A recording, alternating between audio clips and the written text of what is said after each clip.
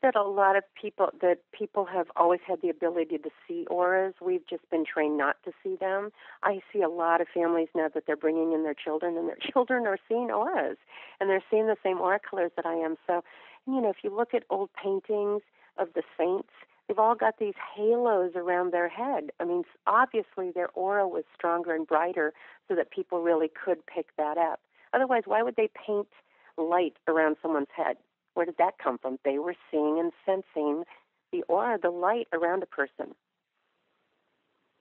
Yeah, I mean, yeah, it's been depicted forever, and I've always felt that as children we come in with the ability to see these things naturally, and then as we grow older or as we mature, as we hang out with the older people, we're trained to, or trained is not quite the word, we're something to stop seeing them, because either we become distracted, or you're at some point your mom says, "Oh, what are you talking about? You can't see that," or something occurs where we begin to turn those abilities down. That's right. We've been taught that that's not reality, and you're not seeing those things. Quite a few people say that when they were little, they either saw lights around people, or they saw spirits, or they knew things that were going to happen, and their families got a little freaked out, so they stopped doing it. Or no one else around them was doing it, so they just stopped because it wasn't validated or supported. Yeah. So that leads me to talk about this new site that you're launching, the LoveColors.com, and the excitement of that, because I'll let you talk about it, because it evolves out of a question for me from, you wrote Love Colors, a new approach to love, relationships, and auras. And did you have the site in mind when you were doing that, or did it evolve out of that, or? No, I definitely did not. I am not a tech person, okay, Richard? I wrote the book, the first book, Life Colors, I had people begging me to write it down because I knew all the different personality types, like I said, in career direction, that people would be fulfilled in. Hold on, I got to get a sip of water. I'm losing my voice. So they asked me, excuse me, sorry, to write Life Colors so they could understand more about themselves and know which direction to go in. And then what evolved is a lot of people, of course, big priority, where's the love of my life, where's my soulmate, what am I looking for? And I know each of the different aura colors is very specific personality traits, and we can go into some of those so people have an idea. So over time, I knew which colors were going to be the most fulfilling and the most compatible with other aura colors, and which ones were already having a really tough time being in relationship with each other because they were so opposite. They so didn't belong together. They didn't see eye to eye. So I have had clients begging me for years to put together a match site, a dating site, which is what LoveColors.com is. It's a dating site based on the compatibility of the different aura colors. We still have all the same, questionnaires that the other sites have, like, do you want male or female? How far away? Do you want a smoker, non-smoker, a drinker, or not? We still have the same profile questions that the other sites do, but you also get to be matched up based on the colors that are compatible with you. Now, we always give people, on the site, we give people permission. We can either send you matches that are the most compatible with your particular aura colors, and you can also go on the site and search for colors that you want to meet. So even if we say, well, you're the most compatible with a violet and a blue, if you say, oh, but I'm really interested in tans and magentas, it's like, great, all you have to do is plug in, I want to see all the magentas on the site, I want to see the tans on the site, and all those colors will show up so you can see who on the site has those personalities. So I did not start out thinking that I was going to start a match site. You would think I was crazy. But it's really great. And this is how it works. People will go on the site, and then we'll get into some, if that's okay with you, some of the specific personalities of the different colors so people can relate more what I'm talking about. But when people go on the site, First, they'll get to take a questionnaire so that they can find out what their colors are. And most people have one or two. We're leaving it up to three because most people have also added a third color that has become predominant part of their personality. You take that questionnaire, you find out your colors. Then, if you want, you can go watch all the videos on those colors, or you can read about them. We have both on the site for people that don't like to read. You can just go watch a short video. Well, it's actually pretty comprehensive. If you want to find out what an orange is, you can watch the whole video on oranges.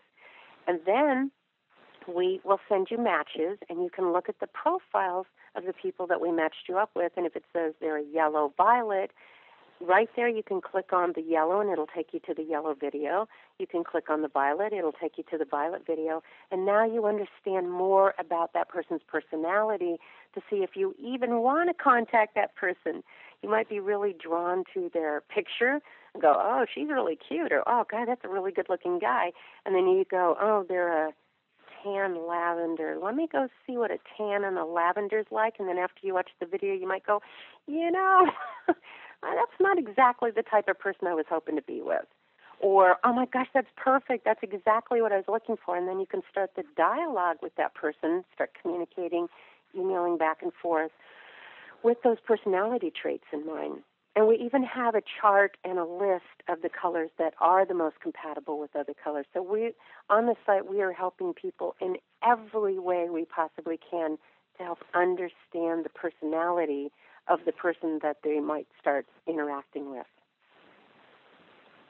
Let's have you talk a bit about the compatibility part. What colors seem to mix well together, or which ones butt heads, or all of that. Because I think that's really very cool.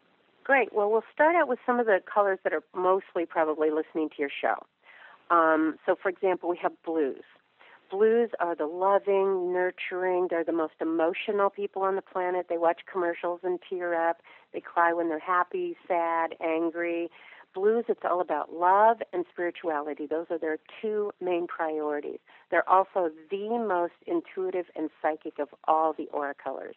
Blues just know things. They don't know why they know it. They just know it.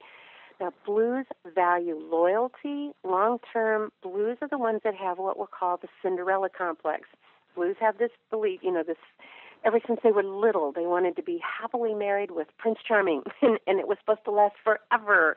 So blues need partners that are very loyal, that are very trustworthy, that they can bond with emotionally. Blues really need to be able to feel how their partner's feeling. They need someone who's going to be emotionally available with them.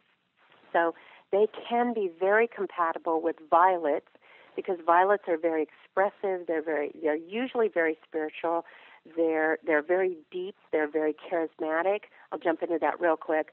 Violets are basically the humanitarian, the people that, like I said earlier, are here to help save the planet. They're here to help the masses. They get involved in the media or the arts or the communication fields, teaching, psychology, politics, law, causes, anything where they can help the masses. And blues are typically teachers, counselors, and nurses. So they're both emotional and deep enough that they can make a very compatible partnership, usually, unless a violet is out of power. In power, they're very charismatic, very visionary, very deep, and they allow people to be who they are. When violets are out of power, they get very dictatorial and bossy and impatient and holier than thou. And the downside of violets is they can become very arrogant and self-centered. And so blues can have a hard time trusting violets, because violets, if they're not happy at home, they are the number one color that can have affairs, just because they get bored very easily. So their partner has to really inspire them. Violets need partners that are either incredibly supportive of their big visions, what they're on the planet to do, and they can fly with them and keep up with them, or they've got a partner that really inspires them, and they build dreams and a life together, and they get excited about it, and they go travel together, and they help the masses together. So if you're going to be in a relationship with a violet, that's what violets need. So you can see how the compatibility can be there, and then also what to look out for if someone's out of power. Or blues also are very compatible with you yellows, Richard, because yellows are basically the big, fun-loving, free-spirited, big kids at heart. Yellows have a great sense of humor. They like to laugh. They like to cheer everybody up. They like to please everybody.